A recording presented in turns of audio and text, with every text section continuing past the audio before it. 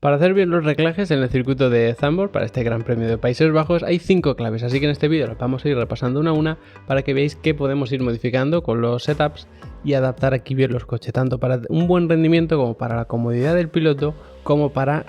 controlar dentro de lo posible el desgaste de los neumáticos. Así que así vamos a contextualizar bien este circuito junto con el vídeo de ayer analizando el pilotaje y el de antes de ayer viendo los datos fundamentales de este circuito, que si habéis visto los tres pues vais a tener un contexto perfecto. Que de todas formas el Level Up Academy, si queréis formaros más en automovilismo para entender la Fórmula 1 y sus aspectos técnicos, para entender los reglajes, para entender qué tenemos que tener en cuenta cuando visitamos un nuevo circuito, todo eso, pues tenemos más de 30 cursos, tenemos también muchísimas masterclasses, tenemos las descargas, el soporte, tenemos los certificados si queréis tener pues un reconocimiento, ¿no?, a que habéis aprendido ciertos conceptos. Así que echad un vistazo a Level Up Academy, la primera clase de cada curso es gratis, abierta para todos, y así contextualizáis bien cómo es la academia y si os interesa, queréis formaros y especializaros en automovilismo como aficionados, como profesionales, como sim racers en el mundo virtual, lo que sea, pues echad un vistazo que seguro que vais a aprender un montón allí conmigo, porque cada curso son 10 clases, o sea que hay más de 300 clases para que aprendáis todo lo que queráis de automovilismo y no hay permanencia ninguna. Os apuntáis, mientras la tengáis activa podéis acceder a todo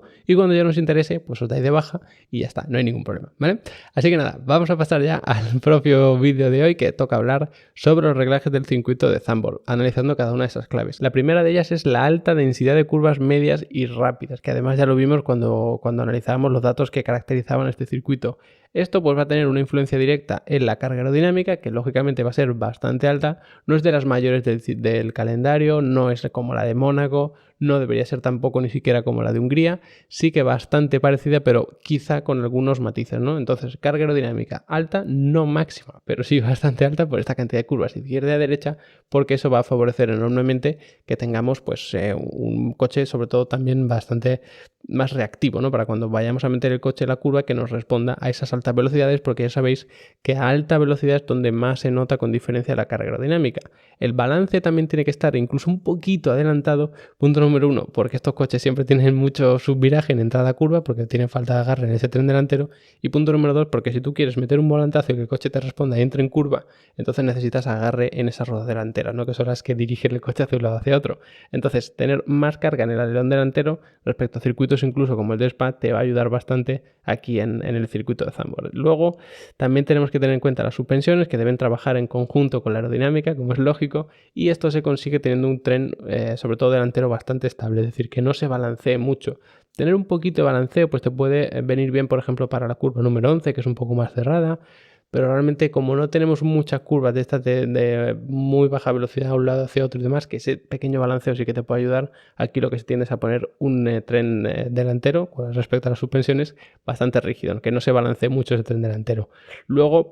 sí que tenemos que hacer otros matices respecto a las suspensiones, pero ya lo veremos con las otras claves. Aquí lo más importante para estas curvas de media y alta velocidad es que especialmente el tren delantero sea muy estable. Por lo tanto, estas barras anti-roll, el roll damper, todos estos elementos que trabajen muy bien, pero siempre con un recorrido bastante bajo, que en ningún punto el coche se balance mucho a un lado hacia otro, porque eso normalmente no nos compensaría mucho. Otro tema es la influencia que tiene esto en las curvas peraltadas, que tenemos la 3 bastante peraltada, más corta, pero luego también está la 14, que es mucho más abierta, también está bastante peraltada y muy larga. Entonces, para ese punto, a lo mejor incluso te puede compensar un poquito de balanceo y demás, pero tener un coche estable a rasgos generales en ese tren delantero te va a beneficiar mucho, porque la carga aerodinámica, especialmente en ese tren delantero, en el circuito de Zandvoort, va a ser fundamental. Los equipos que tengan un alerón delantero muy eficiente, que trabaje muy bien, van a tener mucho ganado aquí. La siguiente clave precisamente es esa baja densidad de curvas lentas, ¿no? Vimos que teníamos la 11 hacia la derecha y luego la 12 hacia la izquierda, de bastante baja velocidad, pero a partir de ahí ni siquiera la curva 1 es de baja velocidad, porque la curva es muy larga, la curva 3, que es como la 1 pero más pequeñita, debería ser de baja velocidad, pero tiene un peralte fortísimo, entonces se coge a más velocidad. No tenemos curvas muy lentas realmente. Entonces eso que vimos de las suspensiones aerodinámica para las curvas de velocidad media y de velocidad alta no sirve también aquí, porque tendríamos un problema si tenemos muchas curvas de velocidad alta y luego también 3-4 puntos de muy baja velocidad. Entonces ahí tendríamos un problema, porque para los de baja velocidad tú quieres un poquito más de balanceo de las suspensiones, la aerodinámica pasa a un segundo plano, pero no es el caso. Tenemos muchísimas de velocidad media y velocidad alta lenta y apenas ninguna, solamente una, podríamos decir, de velocidad baja. Entonces, pues no vamos a tener ningún problema. Las suspensiones, insisto, tren delantero bastante rígido, aerodinámica bastante cargada y sobre todo en la parte delantera, un balance aerodinámico bastante adelantado. La siguiente clave, también relacionada con la primera, por supuesto, es que tenemos muchas curvas de ir frenando en giro, velocidad media en la que vas tocando un poquito el freno del pedal y luego aparte tienes que ir reduciendo 1, 2 o incluso 3 marchas mientras estás con el volante girado. Esto cobra especial importancia para el reglaje del freno motor, que además los propios pilotos desde el volante pueden regular si quiere que el coche se retenga mucho o se retenga poco. Entonces, normalmente se retiene bastante en un circuito como este, lo que puede ser por una parte un problema si tienes un problema de estabilidad en el coche, es decir, que en cuanto metes un poco de giro el coche se te cruza, lo que puedes compensar atrasando un poquito el balance de freno para que cuando tú frenes el coche tiende a irse largo, pero luego reduce en marcha y tiende a cruzarse, entonces lo equilibras. Pero claro, estas curvas realmente tú pisas el freno y algunas sí que lo aguantas durante algunos metros, pero la mayoría pegas un pisotón y giras y ahí ya vas reduciendo marcha. Entonces, es verdad que al principio va a ser demasiado subvirador y luego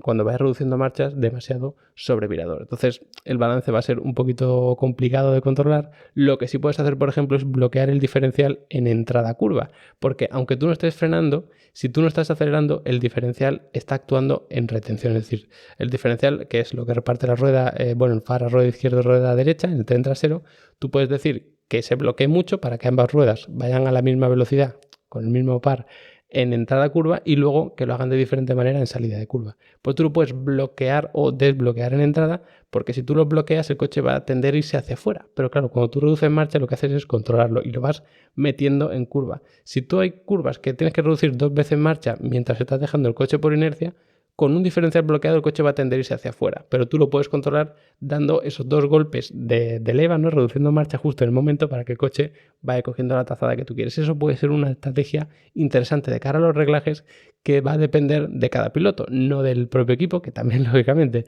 Y esto es así porque esto de cuánto desbloqueo, bloqueo el diferencial en entrada, en salida, lo puede controlar el piloto desde el volante. Así que los propios pilotos pueden ir controlando esto. Incluso si optas por esta estrategia y llega un punto de la carrera que estás muy incómodo porque tienes mucha degradación delantera, entonces el coche se te va demasiado largo, puedes ir reduciendo, por ejemplo, el bloqueo del diferencial para que cada vez sea más fácil meter el coche en curva. Esto pues va a depender del tipo de degradación que tengas, si está muy desequilibrado izquierda-derecha, muy desequilibrado delante-detrás, esa propia degradación, en fin, lo que note cada piloto con su propio coche. La cuarta clave puede sorprender un poco respecto a lo que hemos dicho en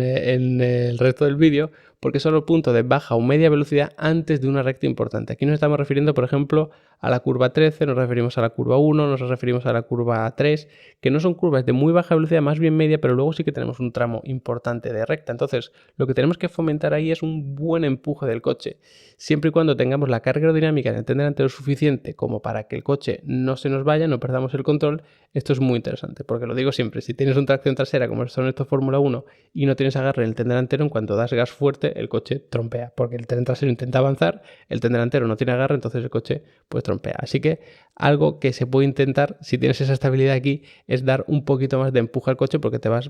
a sacar muchísimo beneficio. Esto pues se puede conseguir bloqueando el diferencial, que aumenta la degradación, pero en el tren trasero, y aquí te debería importar más, o lo más habitual es que haya más degradación en el tren delantero, por lo tanto está bien. Puedes aumentar el par del motor, pues si te lo puedes permitir, puedes regular un poquito el par y ponerlo un poquito más fuerte. Puedes también regular el tema de las suspensiones, porque tenemos unos elementos, el famoso tercer elemento, el hip spring y el hip damper, todo esto, que lo que hacen es simplemente actuar cuando el tren delantero o el tren trasero, en función de la suspensión que estemos trabajando,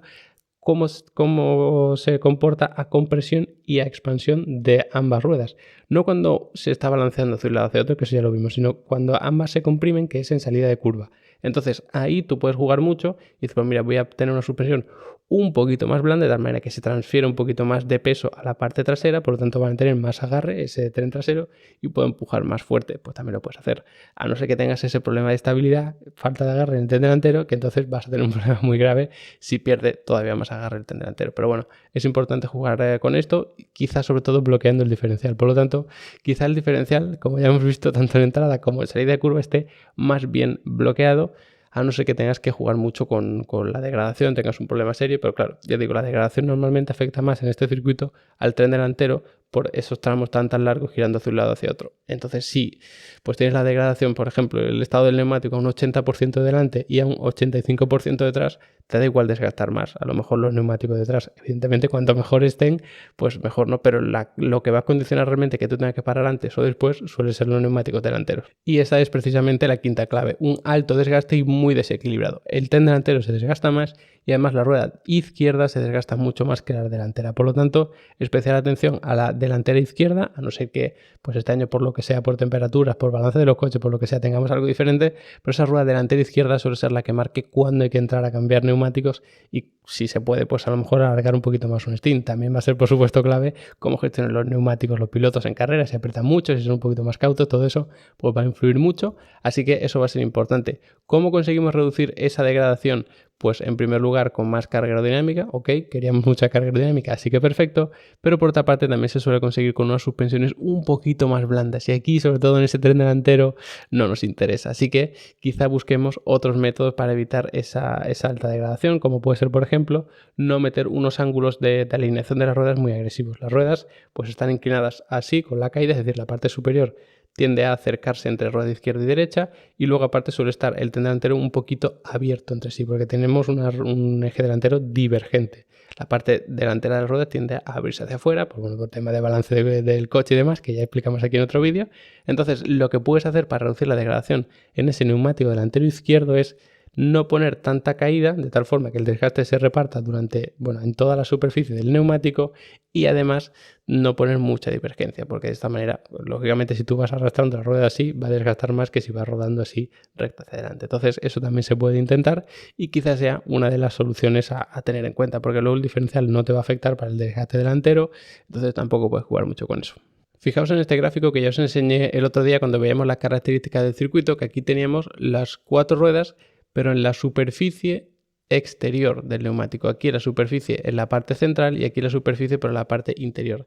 Esta parte interior siempre tiene más temperatura que la central y la central más que la exterior. Si tú reduces la caída, lo que va a pasar es que estas temperaturas sean similares entre sí. Aquí, por ejemplo, tenemos unos 5 grados entre la interior y la central y la exterior. Pues si tú reduces esa caída, lo que te va a pasar es que ya no tengas 5 grados de diferencia, que en Fórmula 1 pues suele ser más, pues en 10, 12, lo que sea. Pues ya lo vas a reducir. Por lo tanto, esta parte que es la que más se sobrecalienta, la que más trabaja, por lo tanto, la que más se desgasta, va a tener un desgaste inferior porque le va a repartir ese desgaste a la parte central del neumático y a la parte exterior. Por lo tanto, ya no es solo qué neumático se desgasta más, sino qué parte del neumático se desgasta más. Siempre es la parte interior, a no ser que tengamos algún fenómeno extraño, un graining, un blistering, alguna cosa de estas extrañas, pero lo normal es que la degradación pura, incluso el blistering también, es que se degrade más la parte interior. Entonces, si tú reduces la caída, vas a perder rendimiento en curva, algo que pagas bastante caro en un circuito como Zandvoort, pero es verdad que el desgaste pues, va a ser un poquito inferior porque está reduciendo el desgaste de la parte que más se desgasta, ¿no? Que es la que marca